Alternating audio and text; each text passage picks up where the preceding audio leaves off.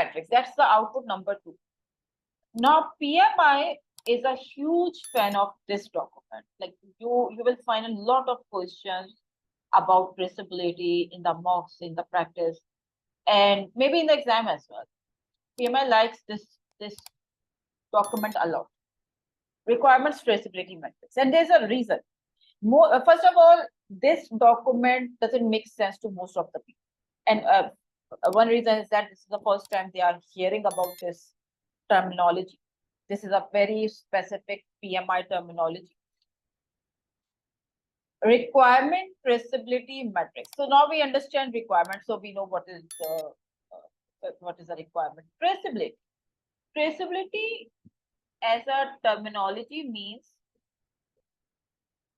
connecting back to the origin. So traceability means connecting to the origin, where we started, how this requirement is connected to the origin, which in case of project is the vision and objectives.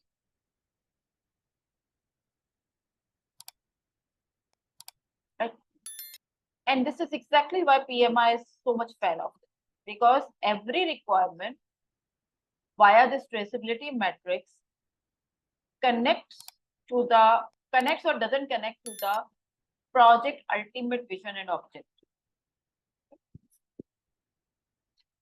based on which the prioritization can be done very effectively, based on which the traceability can be done very effectively later on in the project when your project is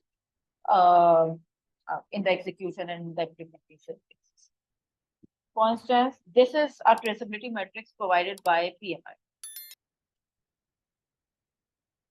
No really major changes you would see in this document with respect to what you have seen in the requirements documentation. So that is the biggest confusion for the students, that what is really different in this document which is not there in requirements document.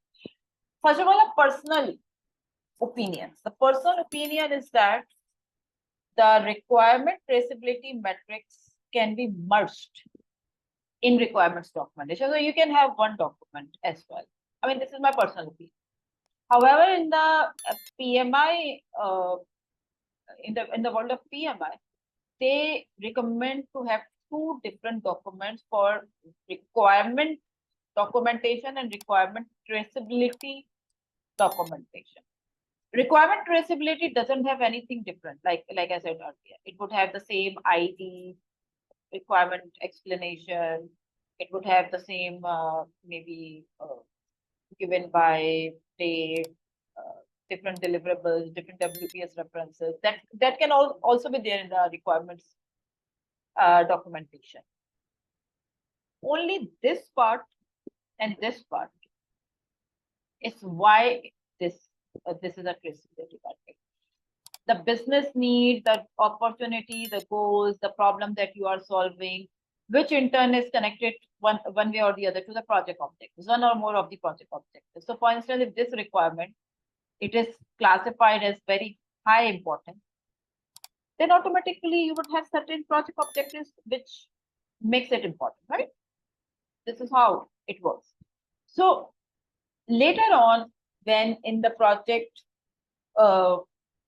validation phase or UAT phase, or maybe during the implementation as well, if anybody, and especially when your team members are new and they are just onboarded and they are just they have just taken the charge of their roles and responsibilities, and they are just figuring out what is going on in the project and why something is important and why something is not important, then again this document can give them an idea that this requirement is important, it's so critical, it's like just like no question that we are going to miss it, based because of the reason that it's catering these objectives, or this is the business need of the project, which in turn is important to the organization for this business.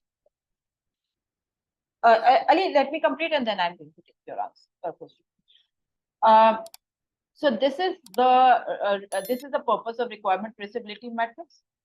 One other very useful scenario where requirement traceability metrics can be helpful is for the long span projects, especially where the projects are probably they are continued for many years, and there's a possibility that the whole management is changed, the team members are different, that the people you started with in the planning phase, they are altogether changed, and like the new people have taken charge at the customer businesses, and they at times they just get lost that why this requirement was given, who has given it, what was the need, what was the priority, what was the thought process behind. This happens. This has happened to me a lot because most of my projects that I have worked on in my corporate career, they were long span projects, 2 years, 3 years, at times, ongoing products and all. And this happens. Your customer management is changed, your own management is changed, and at times they question you that why you are working on this requirement, who has given this requirement, what was the need, and you just start like you're clueless that why are they asking and what should I be telling, and this answer that I'm working on it because it has been assigned to me is not enough, right? You should have a way more satisfying, you should have been given a way more satisfying answer to that. This is exactly where the requirement traceability matrix helps. Yes, Ali, now your question. Yes, can it be said that requirements traceability matrix also gives a or depicts relationship between the requirements? Yes, on row wise it is from requirement to deliverable, but if you see column to column, there are multiple requirements which are written there. Can it show connectivity among them as well? Yes. So as I have not really talked about the WBS, so I am not going to talk about it, but once we start the WBS discussion, then I will. So for instance, I mean, just very quickly, if I want to answer your question, for instance, this is a WBS, right? This is the main project. These are the main modules that we are working on. And then, for instance, this is like a sub deliverable of this main deliverable. And multiple requirements like requirement 1, requirement 2, requirement.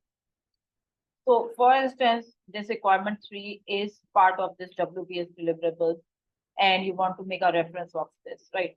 This requirement 3 probably is connected to the some other requirements. You can make a reference to that, but traceability matrix is not for this. It's not for the requirement relatedness.